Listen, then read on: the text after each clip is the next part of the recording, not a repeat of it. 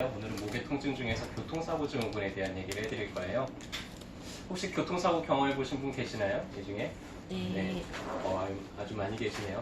저도 아마 접촉사고가 한 3번 정도는 지금까지 운전하면서 났던 것 같아요. 아직 다행히 뭐 큰 사고를 난 적은 없는데요. 자, 일단은 사고가 안 나는 게 제일 중요하지만은 어쩔 수 없이 이렇게 사고를 경험을 할 때가 있을 거예요. 차가 이렇게 꽝 부딪혔습니다.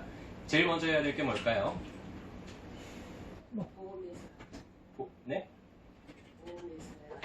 보호대를 사야 돼요? 보험회사에 연락을 해요. 자, 그거보다 더 먼저 해야 될 거는 뭘까요? 내려서 사진 허리? 찍어요. 네, 일단 허리 괜찮은지 좀 점검을 해보고요. 네. 제일 먼저 해야 될 건 일단은 문을 열고 나가야 되겠죠. 나가는데 어떻게 나가요? 일단은 뒷목을 붙잡고 나가야죠. 네. 예전에 제가 차 처음 샀을 때 선배가 해준 조언이 혹시 사고를 당하면 무조건 뒷목부터 잡아라. 뭐 이렇게 조언을 해주던데요. 요새 아마 워낙에 이제 보험 처리가 잘 되니까 그렇게까지 뭐 조언을 할 필요는 없겠지만 대부분 사람들이 뒷목을 붙잡고 나옵니다. 왜 그럴까요? 일단은 교통사고를 당했을 때 가장 많이 다치는 부위가 목이에요. 그 다음이 허리고요. 그 다음에 어깨, 무릎 순으로 이렇게 다친다고 통계가 나와 있습니다. 보통 이제 통증이 일어나기 가장 쉬운 부위는 허리인데 목은 무릎 다음으로 한 3번째 정도에 해당이 돼요. 근데 교통사고에서만큼은 목이 1순위예요. 왜냐면은 사고가 당할 때 뒤에서 갑자기 꽝 부딪히거나 아니면 내가 갔다가 꽝 부딪히잖아요. 세게 달리던 차가 갑자기 멈추는 순간 어떤 일이 벌어지냐면 목이 뒤로 확 꺾여요. 그리고 반동에 의해서 앞쪽으로 또 쭉 꺾이게 됩니다. 그리고 나서 몇 차례를 이렇게 왔다 갔다 목이 움직이게 돼요. 짧은 순간에. 옆에서 박혔을 때는 좌우로 흔들흔들 이렇게 이제 목이 움직이게 되겠죠. 일단은 목의 구조는 척추 주변에 인대 조직들이 이렇게 목을 감싸고 있고요. 그 다음에 근육들이 목에 움직이는 것들을 좀 잡아주게 됩니다. 내가 사고 당할 것 같아 라고 미리 인지를 하고 있는 순간에는 그래도 좀 덜 다쳐요. 왜냐면은 이렇게 힘을 꽉 주고 있거든요. 해서 근육이 목을 딱 붙잡아주기 때문에 좀 덜 다치는데 전혀 그냥 아무 예상도 못하고 있다가 갑자기 꽝 박혔을 때 그때 가장 많이 다치게 됩니다. 왜냐면 무방비 상태잖아요. 자, 그렇게 되면 목이 이렇게 좌우로 꺾이면서 인대 조직들도 좀 늘어나고 근육 조직들도 과하게 이제 힘을 쓰면서 좀 찢어지는 경우들이 생기게 됩니다. 근데 일단은 갑작스럽게 우리 몸에 큰 충격이 오잖아요. 우리 대뇌에서는 이런 어떤 통증이나 이런 것들을 억제하는 그런 신경이 아주 강하게 억제 신경들이 작용을 해요. 그래서 막상 다친 당일날은 그다지 내가 어디가 아픈지 잘 모를 수가 있습니다. 근데 하루나 이틀 정도 지나고 나서 점점 통증들이 이제 증가를 하기 시작을 해요. 그래서 주로 다치는 부위들은 이제 목 주변에 있는 인대 조직들이 다치기가 쉽고요. 그다음에 근육들이 좀 찢어지는 경우들도 있고, 좀 심한 경우에는 뼈끼리 부딪히면서 뼈가 골절이 되기도 하고요. 혹은 뼈가 앞으로 밀려나가면서 이 척수를 다치기도 하고 그렇습니다. 그래서 가장 흔한 거는 이제 염좌예요. 염좌라는 거는 인대 조직 같은 게 좀 찢어지는 겁니다. 그래서 보통 한 2주 정도 동안은 이 염좌상을 좀 보호하기 위해서 목을 좀 잘 관리를 해줘야 되는데, 일단은 사고 당하고 나서 딱 나갔는데 괜찮네요, 아픈 데 없네요 라고 그날 판단하지 마시고요.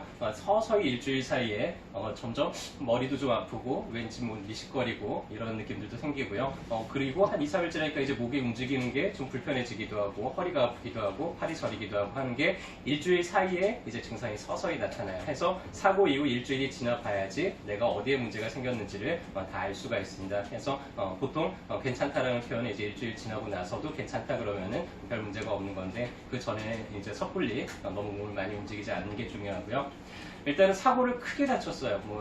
고속도로 같은 데서 아주 크게 추돌이 일어나서 심하게 충격을 받았을 때는 일단은 목을 가장 먼저 좀 보호를 해줘야 돼요. 만약에 그런 사고자를 우리가 발견을 했다 그러면은 함부로 사람 몸을 이렇게 움직이게 됐을 때 좀 위험할 수 있습니다. 왜냐면은 목에 골절이 있거나 해서 잘못 움직이다가 척수에 손상을 줄 수가 있거든요. 그렇게 되면 평생 동안 그냥 누워서만 지내야 되는 사지마비가 이제 올 수가 있기 때문에 항상 목을 좀 잘 보호해주고, 목을 들 때도 절대 꺾지 말고요. 있는 그대로 이제 움직일 수 있도록 그렇게 좀 주의를 하는 게 좋고요.